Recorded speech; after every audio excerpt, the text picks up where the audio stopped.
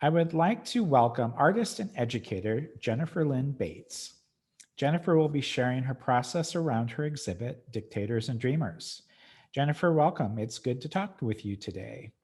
Hi, Jeffrey. Yeah, thank you so much. It's good to be here. Thanks for having me. Hello, my name is Jennifer Lynn Bates. I'm a practicing artist, as Jeffrey mentioned, and an assistant professor at Hawkeye Community College in Waterloo, Iowa. I'm thrilled to have the opportunity to exhibit my work at the Clear Lake Arts Center, and I'd like to thank you, Jeffrey, for inviting me to present my work. My exhibition is entitled Dictators and Dreamers.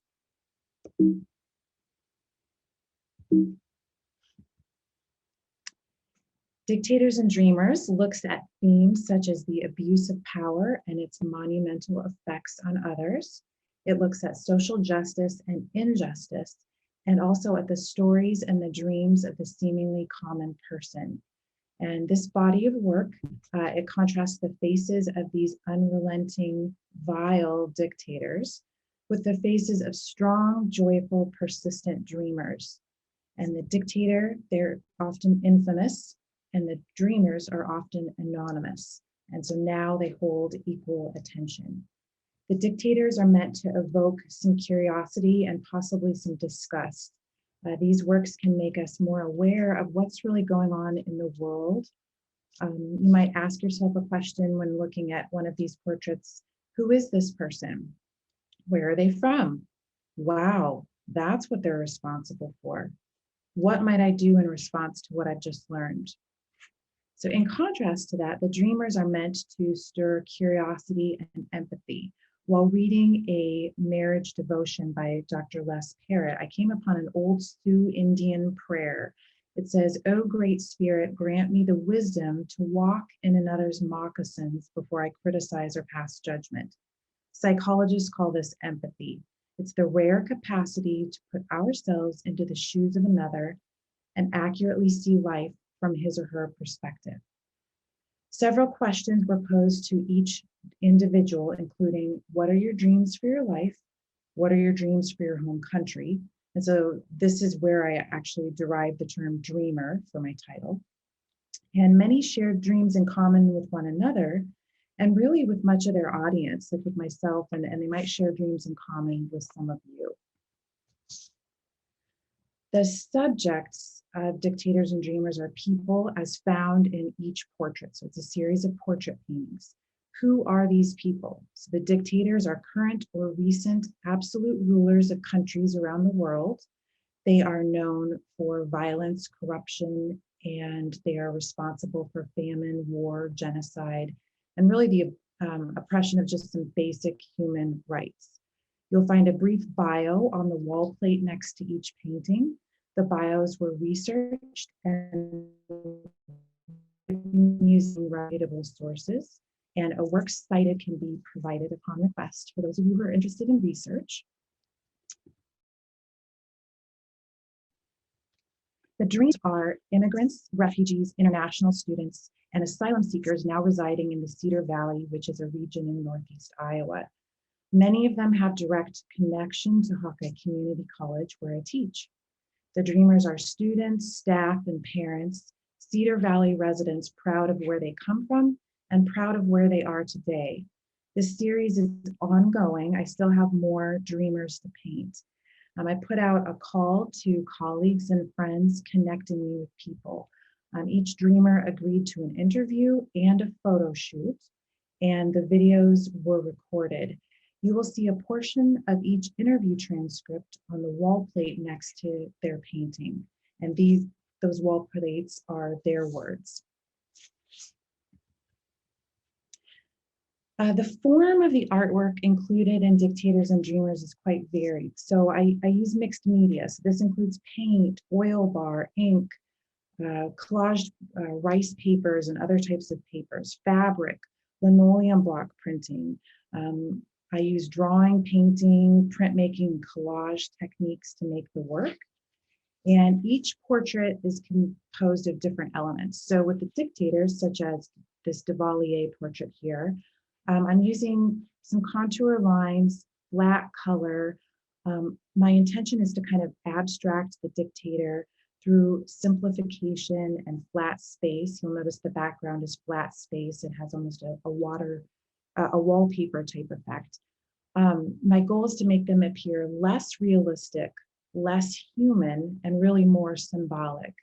And then I've collaged elements into their portraits, referencing their biographies, the negative impact they've had on their respective countries. And so in the Duvalier piece, you can actually see some work collaged into his suit and his tie. And these are traditional Haitian artworks, images from the permanent collection actually at Waterloo Center for the Arts. So Haitian citizens' responses to the impact he's had on their country. Okay, let's look at another piece. So this is Raul Castro. He was the Cuban president from 2008 to 2018. He's better known as the younger brother of Fidel Castro. And even though he accomplished some things for their economy, the Cuban people really, they suffered under the same repressive acts as they did under Fidel. Many people still live in fear of being imprisoned and tortured for simply being labeled as dangerous by the government. And you might have noted in recent news, he just stepped down as Cuba's Communist Party chief last week, April 16th, 2021. So looking at this as a formal composition, you'll kind of see like the background, it once again has that wallpaper effect. And it gives it kind of a decorative look. I like the idea of taking these tyrants and really reducing them to pretty little pictures. And then if you look closer, you see more maybe about the atrocities they've been a part of. So in this image, let's see, the background, that's like traditional banana leaf pattern. A lot of Cuban designers and artists, they were influenced by pop art, and they would use these bold banana leaf patterns in their designs. They also used it in cooking. You know, banana leaf is used in a lot of different ways in Cuban culture. So let's also take a look at his suit. So you'll notice there's something collaged into his suit. And this is traditional, Cuban political posters from the 1950s and 60s, highly influenced by American pop art, really were like the battle cry. You can see Fidel's face right there, the battle cry for the revolution. And they usually, had iconic figures in those posters, such as Fidel. And then in the cap of the soldier saluting Raul Castro is actually a photographic image from the infamous firing squads during the revolution. And this is Raul Castro is photographed in this image.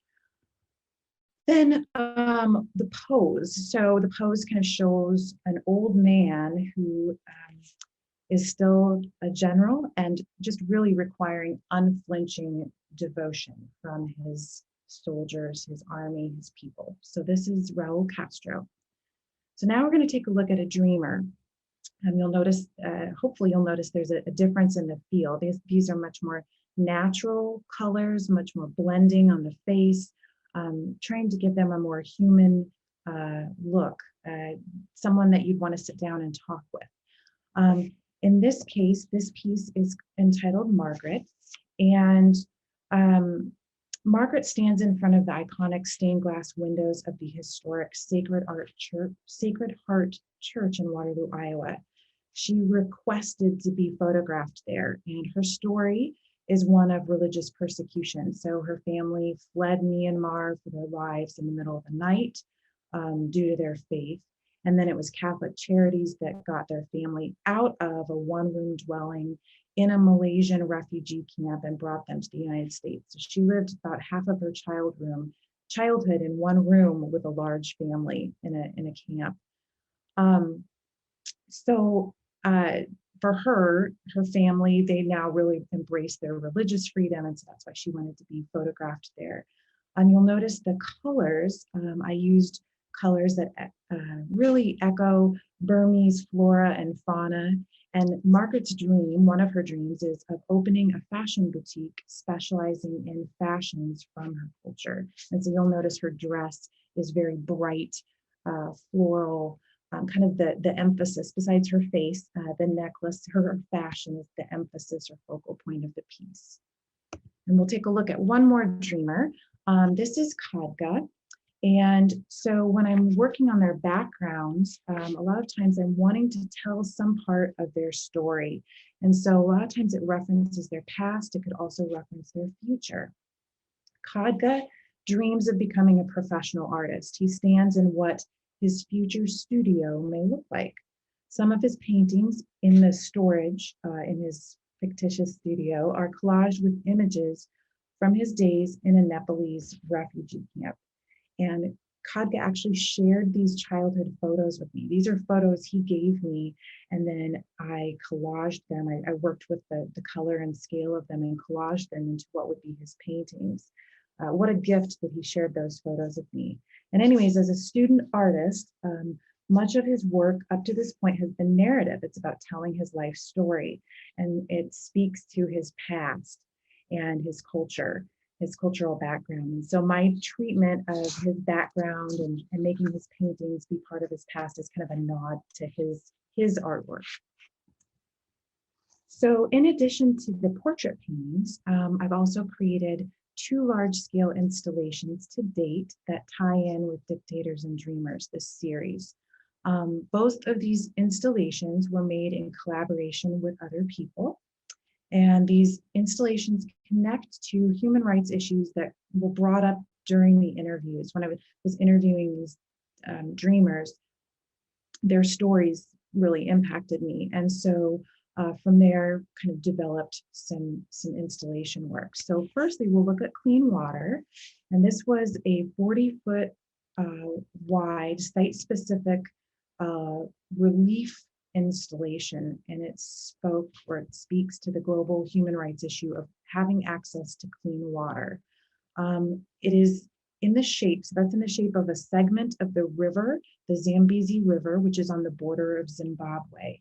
And I bound the river in Google Earth and kind of isolated the shape. It's composed of 1,955 reused water bottles, and the 886 various shades of blue found in the piece represent the 45% of Zimbabweans that have access to clean water. And the remaining 1,069 black, brown, and gray bottles represent the 55% of Zimbabweans with no or limited access to clean water.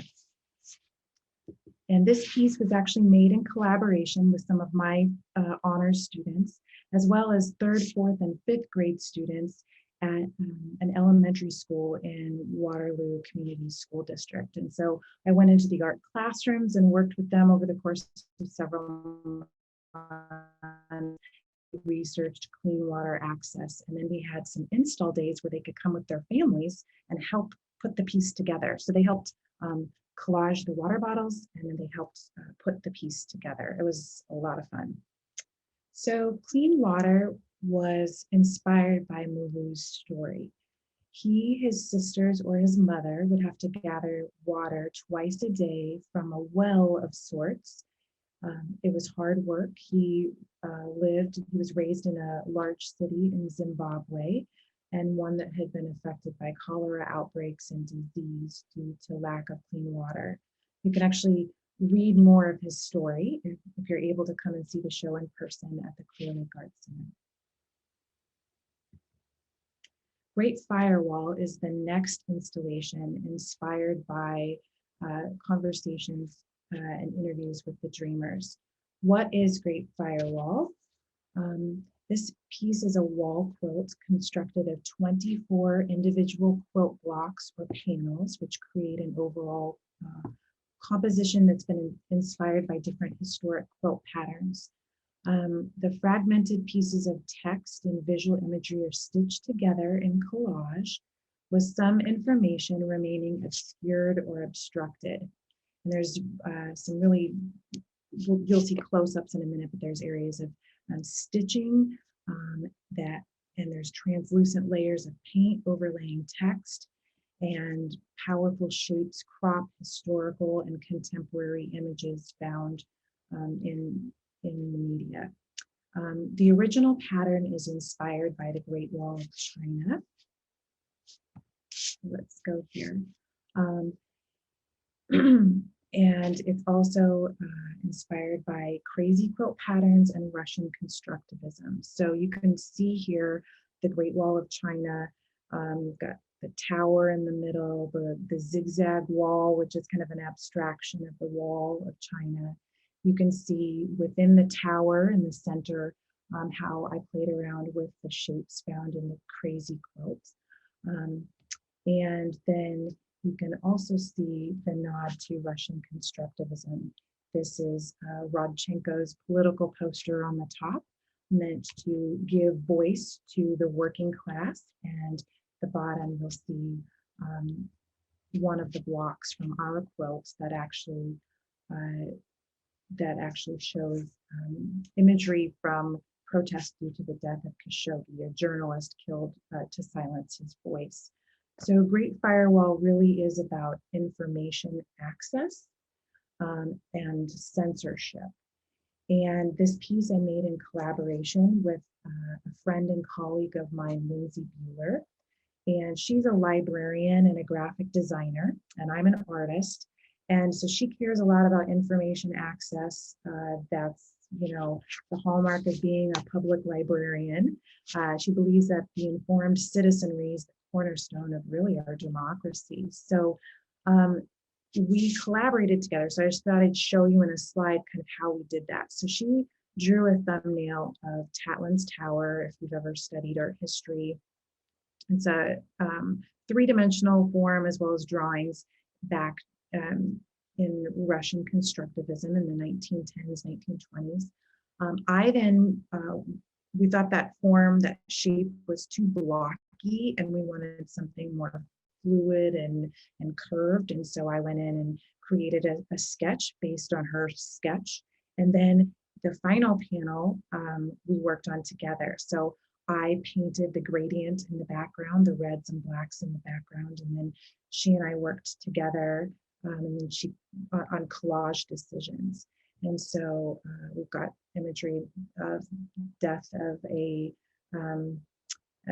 Jacques-Louis David painting, death of a journalist, as well as headlines from the Daniel Pearl case, another recent murder of a assassination of a journalist. So where did we come up with this idea? Well, I had this student, Hai Heng, a Chinese international student, and he studied at Wartburg, and I was teaching at Wartburg at the time, and he was starting to make this work that had to do with censorship. And I asked him about his story, and he shared that he had never learned about the 1989 Tiananmen Square massacre until coming to the US for an education, because that has been censored from all education or internet searches in contemporary Chinese culture. And I was really struck by this. So with all of that, that's kind of where I started to get this idea. They call it the Great Firewall. Chinese government employs like 30,000 people to create a firewall preventing you from searching things. You can't use certain search engines or search certain things. So Hai Heng's story really was powerful to me. And so I interviewed him, painted a portrait of him, and then worked on Great Firewall.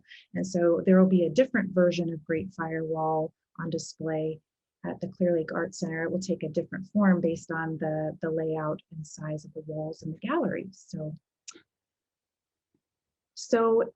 really, just in conclusion, I just wanted to say that this has been continues to be and has been a meaningful project for me. I'm not really an expert in things like global affairs or political science or world cultures. I'm an artist, and so as artists, we get to have voices, we get to create things that we're passionate about.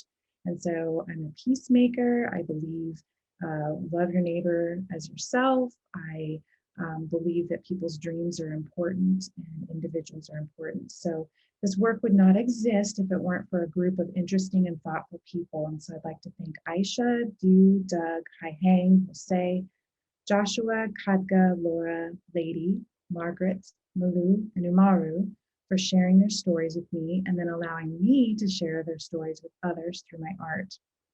I'm a better person for knowing each of them. And I consider these dreamers my neighbors and my friends. So thank you for giving me this opportunity to share. Jennifer, thank you for sharing your artist talk about your work with dictators and dreamers. It's very inspiring, and it's a very heartfelt exhibit, which I really appreciate. I'm curious to how this began. How did you come up with the concept and decide to start working with the dreamers that you were encountering? Well, so it's it kind of actually started with the dictators. So I was, I don't know, with a group of people, and this was many years ago, playing 20 questions. And in my mind, I was the one playing the 20 questions, and I had Kim Jong-il in mind. Okay. So I thought everybody knew who he was. It's like he was always in the newspapers with his finger, getting ready to push the button with the nuclear weapons and whatever. So nobody knew who he was. Nobody, they did the 20 questions, they couldn't figure it out. And then once I told them who it was, they still didn't know who it was. I thought, you don't know who this is? Like, okay. So then I was in graduate school with students from around the world. And I felt like they knew so much more of like what was going on in the world than I did as an American. I just felt kind of insulated because our country is so vast. We don't share borders with lots of people. So I started to research like dictators. And then I kind of had this cheeky little name for it, name that dictator, like name that tune. But then that was like, felt kind of one, a little bit depressing reading about all these atrocities. And I felt like, gosh, we've got like all this bad. I want to kind of like overcome that with some good. And then I also thought, boy, but they're like one person is making an impact on so many people. So I thought it would really be neat to talk with people and paint people who've overcome these situations or who have stories to tell. They're not in the media all the time. They're just like average people like you or I, except for we don't know their stories. So it would be just a really nice contrast to the bad. So it's the good. So I realized I already knew people I could talk to, and then I had the idea kind of simmer for a while, and then eventually I met Malu and Hai Hang and started with them, and then from there I met people or people introduced me to people. As I said, colleagues of mine heard about the project idea, thought it was worthwhile, and referred people to me, and so I met some really neat people that way and continue to meet interesting people. So I don't know when I'll stop painting dreamers. I've kind of stopped painting dictators for now. Not that we ran out of subject matter. I just need something. I need the positive. So. Well, fortunately, we have far more dreamers than we do dictators in the world. That's right. That is right. Yeah. Well, Jennifer, thank you for sharing your talents with the Clear Lake Art Center. If you're seeing this video, I do invite you to come and view the exhibit. It will be on display from April 27th through May 22nd. The Clear Lake Art Center is located at 17 South 4th Street in Clear Lake, Iowa. We hope to see you soon. Thanks.